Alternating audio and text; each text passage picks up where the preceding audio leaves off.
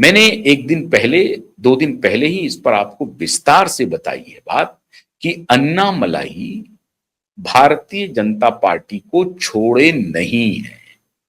सामने से अन्नामलाई दिख रहे हैं कि उन्होंने छोड़ दिया है। अन्नामलाई अब सबसे बड़ी चुनौती जो नई सरकार है विजय, उसके लिए बनेगी। डीएमके अपनी राजनीतिक जमीन खो चुकी है। मैं इस बारे में आपको बता चुका हूं कि डीएमके के स्टालिन, एमके स्टालिन की अब वो राजनीतिक रसूख नहीं रहा, उनकी शारीरिक स्थिति ठीक नहीं है, उनके पुत्र में वो मादा नहीं है कि वो डीएमके को आगे बढ़ा के जाए। उनके अंदर भी बहुत सारे फैक्शन है पार्टी के अंदर ही। अब पार्टी को डीएमके का जो सबसे बड़ा परिवार है, करुणानिधि का परिवार चलाएगा या करुणानिधि के बाहर के परिवार के लोग चलाएंगे, ये अभी तय नहीं हो पा रहा है। तो डीएमके अपने अंदरूनी विवाद में फंसने वाली है। एआईएडीएमके अंदरूनी विवाद में फंस करके तहस नहस हो चुकी है, कोई टेकर नहीं है उनका। और इसीलिए एआईएडीएम से जो नेता आए भारतीय जनता पार्टी में, वो बीजेपी के अध्यक्ष तो हैं, उनको पार्टी नाराज तो नहीं करना चाहती है। हालांकि उनके ऊपर उनके दामन बिल्कुल साफ नहीं है, पार्टी जानती है, लेकिन पार्टी उनको बिना नाराज किए हुए रख करके देखना चाहती है कि एक बार अकेले एक बच्चे को पानी में फेंक दो, देखते हैं कि वो तैरना सीखता है क्या। और अन्नामलाई जब निगोशिएशन कर रहे होंगे तो जाहिर है वो ये कह रहे होंगे कि पार्टी में रह करके ये लोग मुझे काम करने देंगे नहीं, और बिना काम किए हुए विजय को चुनौती दे पाना मुश्किल होगा। अगर आप ट्रेडिशनल पॉलिटिक्स करेंगे विजय के सामने, तो विजय आपके ऊपर भ्रष्टाचार का जो तमगा लगा हुआ है उसको और एक्सपोज करेगा, तो आपकी स्थिति और खराब होगी। तो ठीक है, आप एक ट्रेडिशनल पॉलिटिकल पार्टी हैं, आप अपने उन नेताओं को भी नाराज नहीं कर सकते हैं, और वहां जो संघ के लोग हैं उनको भी नाराज नहीं कर सकते हैं, वो अलग बात है। आप हमें कह सकते हैं कि हम अति महत्वाकांक्षी हैं, हमको गर्व हो रहा है अपने ऊपर, थोड़ा अहंकार भी हमारे अंदर है, ये मान सकते हैं। लेकिन मैं जो कह रहा हूं उसी रास्ते से विजय को चुनौती दी जा सकती है। उस रास्ते से नहीं हो सकता है जिस रास्ते से डीएमके देना चाहती है या एआईएडीएमके देना चाहती है। ये दोनों विजय को चुनौती नहीं दे पाएंगे। और अगर विजय को कोई चुनौती नहीं दिया और विजय आने वाले दिनों में पॉपुलर नेता के रूप में इमर्ज कर गए, क्योंकि उनके पास सत्ता है तो पर्स है तो फिर संसाधन है, तो फिर वो संसाधन का इस्तेमाल करेंगे। ऐसी परिस्थिति में फिर वो कितने लंबे समय के लिए तमिलनाडु को अपने कब्जे में रखते हैं, कहना मुश्किल है। तो इसका एक ही रास्ता है, विजय को विजय के ही रास्ते मात देनी पड़ेगी। जैसे विजय रील के हीरो होते हुए रियल हीरो के रूप में इमर्ज कर गए, और मैं रियल हीरो हूं, अब मुझे रील का हीरो बनने दीजिए। रियल हीरो का मतलब है कि अब मुझे पोस्टर पर आने दीजिए, ये लोग मुझे पोस्टर पे नहीं आने देंगे, मतलब रील का नहीं बनने देंगे। मैं रियल में तो हूं, लेकिन इस रियल को रील का बनना बहुत जरूरी है। उसका प्रचार प्रसार, एक एक घर तमिलनाडु के, एक एक गांव, एक एक बूथ तक मुझे अपनी पहुंच बनानी पड़ेगी और लोगों को कन्विंस करना पड़ेगा।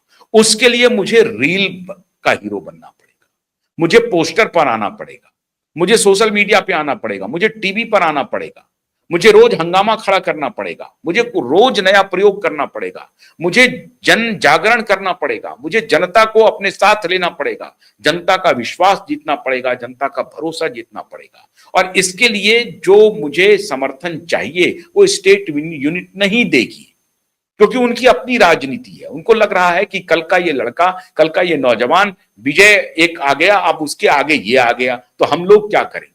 तो जो ट्रेडिशनल पॉलिटिशियन है वो आपको आगे बढ़ने नहीं देंगे, और ये बहुत बड़ी चुनौती है भारतीय जनता पार्टी के लिए, बहुत बड़ी चुनौती है।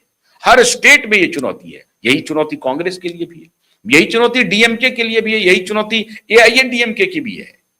हर जो स्थापित पॉलिटिकल पार्टी है वो नए फोर्स को, नई शक्ति को इंफ्यूज करना ही नहीं चाहती है, क्योंकि उनको लगता है कि वो जो पावर है उस पर कब्जा दूसरे का हो जाएगा, फिर वो एक प्रकार से उस पार्टी को हाईजैक कर लेंगे।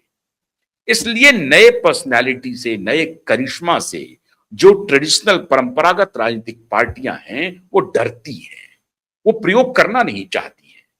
उनको लगता है कि हम कोई भी प्रयोग करेंगे तो जो प्रयोग धर्मी होंगे वो प्रयोग करके हमारी पार्टी को हाईजैक कर लेंगे और पार्टी बेस मिलेगा और उनका करिश्मा चलेगा, फिर वो आगे बढ़ जाएंगे, हमारी क्या पूछ है। तो हो सकता है कि केंद्रीय नेतृत्व में भी बहुत सारे लोग होंगे तमिलनाडु खेमे से जो डर रहे होंगे, उनको डर लग रहा होगा। तो इस बात को भारतीय जनता पार्टी का केंद्रीय नेतृत्व तो समझ रहा है। उनको समझ में आ गई बात कि जो अन्ना कह रहे हैं वो बिल्कुल 100% सही कह रहे हैं कि अगर विजय को चुनौती देनी है तो हमें धूल फांकना ही पड़ेगा।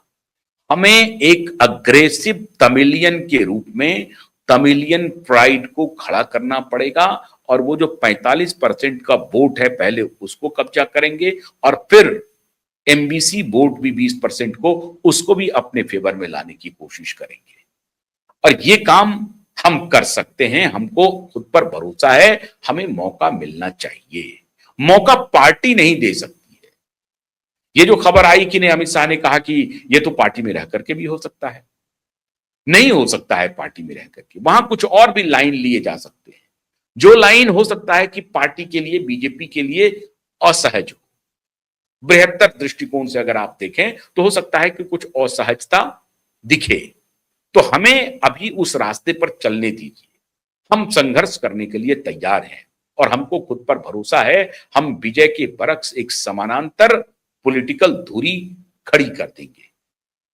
ठीक उसी प्रकार से जब ये यहां तो कॉकरोच का मामला चल रहा है, वो तो खैर चलेगा नहीं, फुस हो जाएगा, कल ही फुस हो जाएगा। जो दिख गया उससे उसी से फुस हो गया मामला, तो आप समझ लीजिए कि वो चलने वाला नहीं है।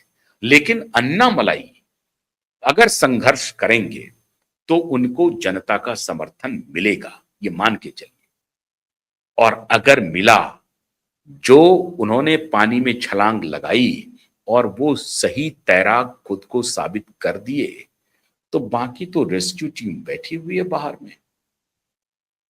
अगर लगेगा कि वो डूब रहे हैं तो रेस्क्यू टीम में सबसे आगे कूद जाएंगे अमित शाह जी और मोदी जी। तो अमित शाह और मोदी ने कहा कि ठीक है, आप कूदो, मैं रेस्क्यू टीम बन करके खड़ा रहूंगा। अगर आप डूबने लगे तो हम आपको बचा लेंगे।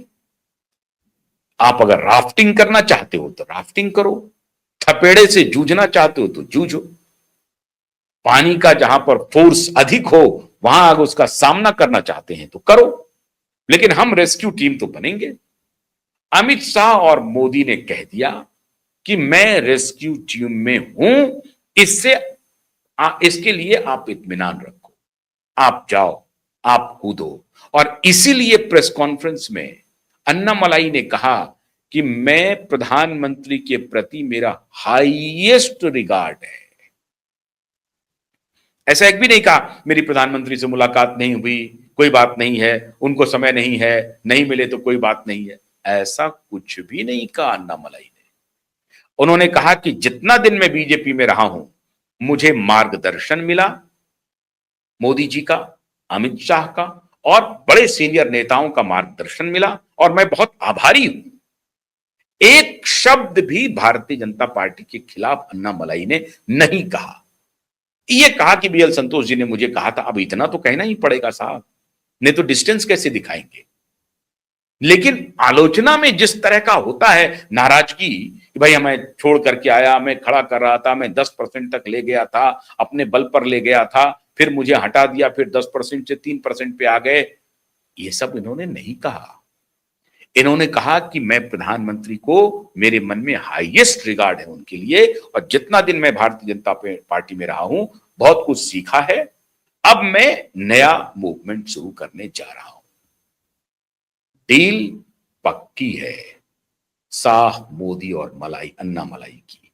आगे बढ़ो, हम तुम्हारे साथ हैं। क्यों? अभी चुनाव नहीं है, ना तो विधानसभा का ना लोकसभा का, अभी तो बहुत गंगा में पानी बहना है। और अगर मोदी और शाह की स्थिर स्थिति रह गई केंद्र में, जो कि रहेगी ही अभी, तो रेस्क्यू टीम के लिए मौजूद हैं। मोदी शाह ने कह दिया जाओ, कोई बात नहीं है, तो इस्तीफा स्वीकारी हो गया है। लेकिन आप इसे विदाई ना समझें। हाथ छोड़ा है, साथ नहीं छोड़ा है। बहुत बहुत शुक्रिया। नमस्कार।